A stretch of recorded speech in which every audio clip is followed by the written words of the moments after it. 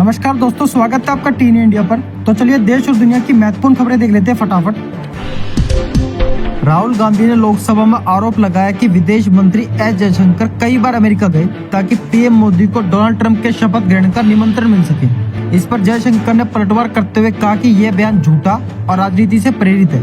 उन्होंने स्पष्ट किया कि दिसंबर 2024 में उनकी अमेरिकी यात्रा बाइडेन प्रशासन के विदेश मंत्री और एनएसए से मिलने के लिए थी, न कि किसी निमंत्रण के लिए। दक्षिण कश्मीर के कुलगाम के बेहीगाम इलाके में आतंकियों ने पूर्व सैनिक मंजूर अहमद वगी के घर पर हमला कर दिया। हमले में मंजूर अहमद की गोली लगने से मौत होगी, जबकि उनकी पत्नी अमीना और 13 वर्षीय बेटी सानिया गंभीर रूप से घायल होगी। घायलों को अस्पताल में भर्ती कराया गया है। पुलिस ने मंजूर अहमद की मौत की पुष्टि की और मामले की जाँच जारी है। दिल्ली विधानसभा चुनाव को लेकर सुरक्षा कड़ी कर दी गई है। 5 फरवरी को शांतिपूर्ण मतदान सुनिश्चित करने के लिए 30,000 से अधिक पुलिसकर्मी और अर्धसैनिक बलों की 150 कंपनियां तैनात की जाएगी। 3,000 संवेदनशील मतदान केंद्रों की पहचान की गई है, जहां ड्रोन से निगरानी होगी। पुलिस ने नकदी, ड्रग्स और शराब की बड़ी जब्ती की है। कानून व्यवस्था बनाए रखने के लिए QRT तैनात रहेगी। संसद में राष्ट्रपति के अभिभाषण पर चर्चा के दौरान राहुल गांधी ने बजट, चीन और मेक इन इंडिया पर सरकार को घेरा। उन्होंने कहा कि पीएम मोदी का मेक इन इंडिया आइडिया अच्छा था, लेकिन यह फेल हो गया। राहुल ने आरोप लगाया कि मैन्युफैक्चरिंग 60 साल के निचले स्तर पर है और भारत में बने फोन के पार्ट्स भी चीन से आते हैं। विपक्ष ने महाकुंभ मुद्दे पर भी बीजेपी को घेरने की कोशिश की, जिससे संसद में हंगामा मच गया। हरियाणा के मुख्यमंत्री नयाब सिंह सैनी ने 4 फरवरी को कैबिनेट बैठक बुलाई है, जिसमें बजट सत्र की तारीख तय की जाएगी। अनुमान है कि 28 फरवरी से बजट सत्र शुरू होगा और मार्च के पहले सप्ताह में सीएम करीब 2 लाख करोड़ रुपए का बजट पेश करेंगे। बैठक में हांसी, डबवाली, असंध, गोहाना और सफीदों को नया जिला बनाने के प्रस्तावों पर भी चर्चा होगी। सहरसा विधानसभा क्षेत्र में मुख्यमंत्री शहरी समग्र विकास योजना के तहत 25 करोड़ रुपए से अधिक की परियोजनाएं चलाई जाएंगी। इसमें नगर निगम सहरसा, बनगांव और सौर बाजार नगर पंचायत शामिल है। इन योजनाओं से शहरों का विकास होगा, आधारभूत संरचनाएं मजबूत होंगी और नागरिकों को बेहतर सुविधाएं मिलेंगी। पूर्व मंत्री और विधायक डॉक्टर आलोक रंजन ने इस घोषणा के साथ सहरसा एयरपोर्ट को लेकर भी नई जानकारी दी। बांग्लादेश प्रीमियर लीग में दरबार राजशाही फ्रेंचाइजी की आर्थिक हालत खराब है। खिलाड़ियों और स्टाफ को अब तक सैलरी नहीं मिली, जिससे नाराजगी बढ़ गई है। विदेशी खिलाड़ी जल्दी टूर्नामेंट छोड़ सकते हैं। हालात इतने बिगड़ गए हैं कि बस ड्राइवर ने खिलाड़ियों की किट बस में लॉक कर दी। पेमेंट न मिलने से स्टाफ भी परेशान है। लीग में मैच फिक्सिंग की खबरें भी आ रही है, जिससे विवाद और बढ़ गया है। बांग्लादेश प्रीमियर लीग में मैच फिक्सिंग का मामला सामने आया है, जिससे बांग्लादेश क्रिकेट बोर्ड में हड़कंप मच गया है। बोर्ड ने जांच के लिए एक स्वतंत्र समिति गठित करने का फैसला किया है। BCB की एंटी करप्शन यूनिट ने 12 खिलाड़ियों और 4 फ्रेंचाइजियों को शक के घेरे में लिया है। रिपोर्ट्स के मुताबिक 8 मैच संदिग्ध है और फिक्सिंग की जाँच जारी है। बोर्ड सख्त कदम उठाने की तैयारी कर रहा है। चाइनीज स्टार्टअप बेटा वोल्ट ने एक नई बैटरी विकसित की है, जो 50 साल तक पावर बैकअप देने का दावा करती है। यह बैटरी न्यूक्लियर एनर्जी सिस्टम पर आधारित है और इसका साइज एक सिक्के के बराबर है, जो 3 वोल्ट पावर डिलीवर कर सकती है। कंपनी इस साल 1 वोल्ट बैटरी का प्रोडक्शन शुरू करने की योजना बना रही है। इस बैटरी के आने से बार-बार चार्जिंग की जरूरत खत्म हो जाएगी।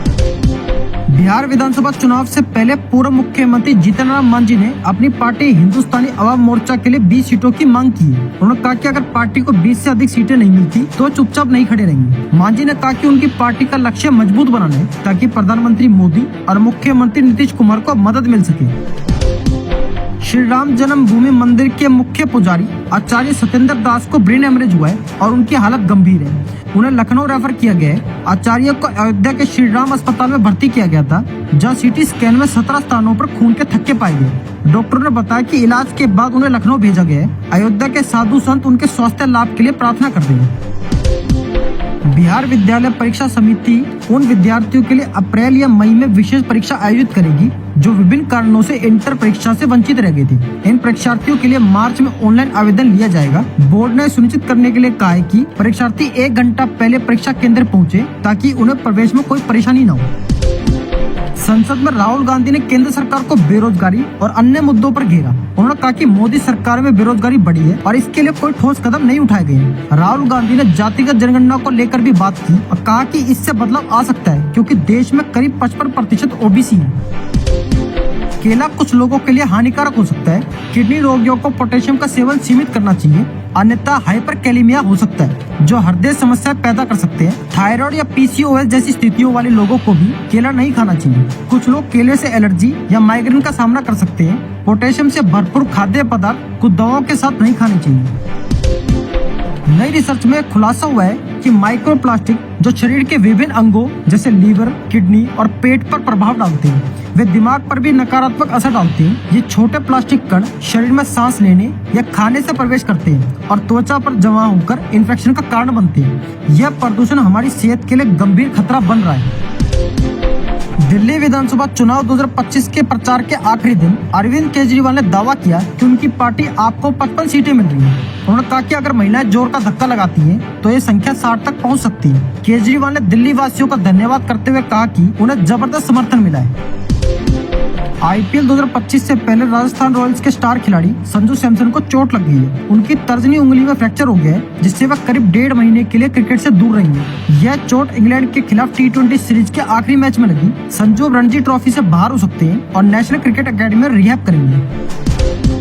केंद्रीय मंत्री नितिन गडकरी ने बताया कि सरकार एक यूनिफॉर्म टोल पॉलिसी पर काम कर रही है, जिससे यात्रा के दौरान लोगों को समस्याओं का सामना नहीं होगा। उन्होंने कहा कि भारत का हाईवे इंफ्रास्ट्रक्चर अब अमेरिका के बराबर है। इस नई नीति से टोल चार्ज कम हो सकते हैं और navigation based toll collection system को लागू किया जाएगा, जिससे यात्रियों को सुविधाएं मिलेंगी। दिल्ली मेट्रो ने 5 और 8 फरवरी को विशेष टाइमिंग का ऐलान किया है। वोटिंग 5 फरवरी और मतगणना 8 फरवरी के दिन मेट्रो सुबह 4 बजे से अपने टर्मिनल स्टेशनों से चलेगी, ताकि चुनाव ड्यूटी पर तैनात कर्मचारी आसानी से यात्रा कर सके। सुबह 6 बजे तक सभी लाइनों पर मेट्रो 30 मिनट के अंतराल पर चलेगी और फिर नियमित सेवाएं शुरू हो जाएंगी।